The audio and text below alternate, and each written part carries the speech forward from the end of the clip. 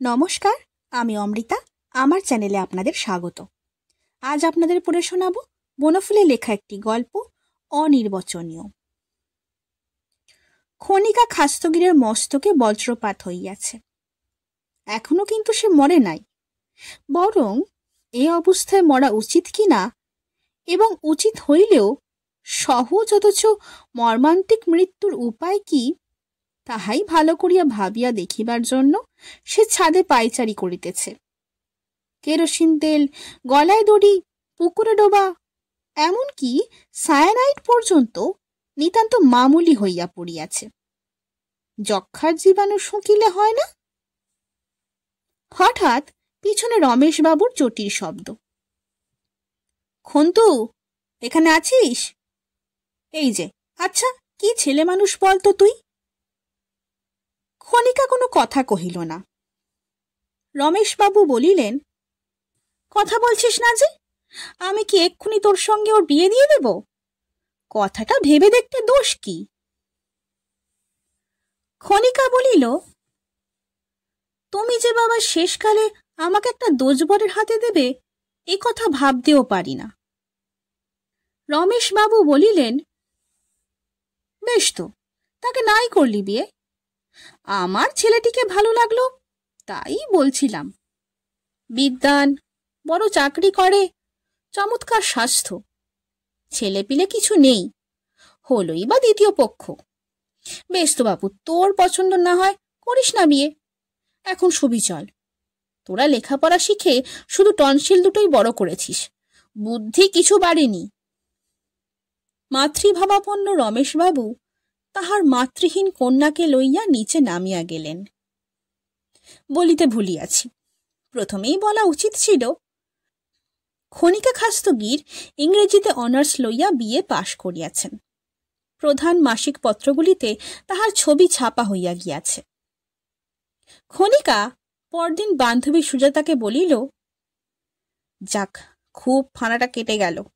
লোকটার আক্কেলকে বলিহারি যাই, মরতে না মরতে অমনি বিয়ের তারা পড়েছে। পুরুষগুলো আমাদের দেখছি সিগারেটের সামিল করে তুলেছে। একটা ফুরোতে না ফুরোতে আর একটা ধরানো চাই। এ ভদ্রলোক যেন আরো ব্যস্ত বাগিস, যেন আগের স্ত্রী চিতার আগুন থেকেই দ্বিতীয় বিবাহের হোমের কাঠগুলি ধরিয়ে নিতে চান। সুজাতা জিজ্ঞাসা করিল, ব্যাপার কি? ভদ্রলোক কে? খনিকা উত্তর দিল, ভদ্রলোকের নাম অজয় কুমার বোস, সরকারি চাকরি করেন, কবিতাও লেখেন, কাব্যরস একটু বেশি মাত্রায়। সুজাতা কেবল কহিল, তাই নাকি? খনিকার উত্তেজনা তখনও কমে নাই। সে বলিয়া চলিল, আমার তো মনে হয় আইন করে এইসব বিয়ে বন্ধ করা উচিত। সুজাতা তখন কিছু বলিল না বটে, কিন্তু এ সম্বন্ধে তাহার আইন জ্ঞান সে হাতে কলমে দেখাইয়া দিল। মাসখানেক পরে সুজাতা দেবীর সহিত অজয় বোসের শুভ বিবাহের নিমন্ত্রণ লিপি পরিচিত মহলে বিতরিত হইতে লাগিল। বন্ধুর স্বামী, আলাপ হইলই। একদিন কথায় কথায় হাসিতে হাসিতে খনিকা অজয়বাবুকে কহিল, ছেলেবেলায় আপনি ট্রাই ট্রাই এগেইন কবিতাটা ভালো করেই পড়েছিলেন দেখছি। অজয়বাবু বলিলেন, সে তো পড়েইছি।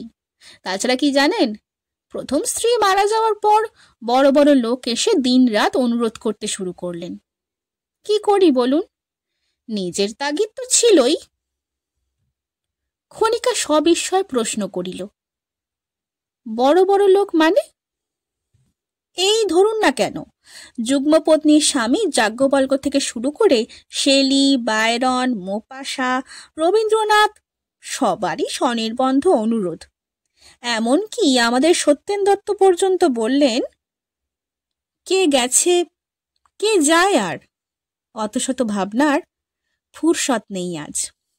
নেই বন্ধু। ওই যে ওমর খৈয়াম আপনি বিয়েতে উপহার দিয়েছেন, সেই ভদ্রলোক তো নাছোড়।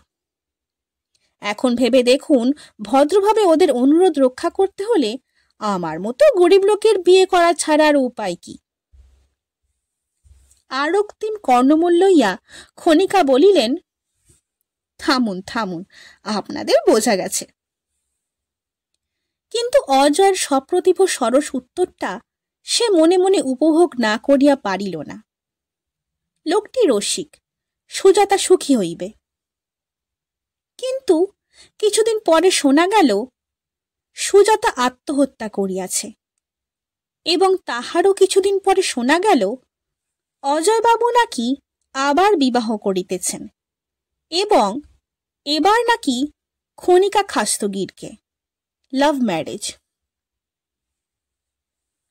শুনছিলেন বনফুলের লেখা একটি গল্প, অনির্বচনীয়। গল্প পাঠ কেমন লাগছে তা আমাকে কমেন্টের মাধ্যমে জানান। যদি ভালো লাগে তবে লাইক, শেয়ার এবং সাবস্ক্রাইব করে পাশে থাকবেন। ধন্যবাদ। নমস্কার।